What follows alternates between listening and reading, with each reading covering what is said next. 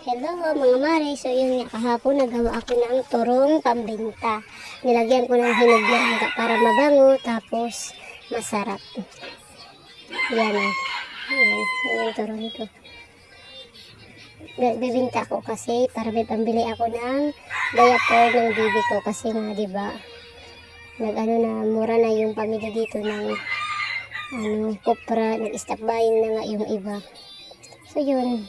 For 2 days, tinda-tinda muna ako para kahit paano ano man ako ng pambili ng pampers ng bibi ko.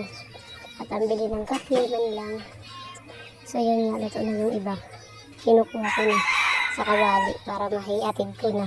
Ako din nagbibinta, hinahatid ko, nagpapa-order ako. Thank you nga pala sa mga nag-order nito, tsaka bumili, naubos agad. Thank you po sa inyo. So yun lang, thank you for watching, bye!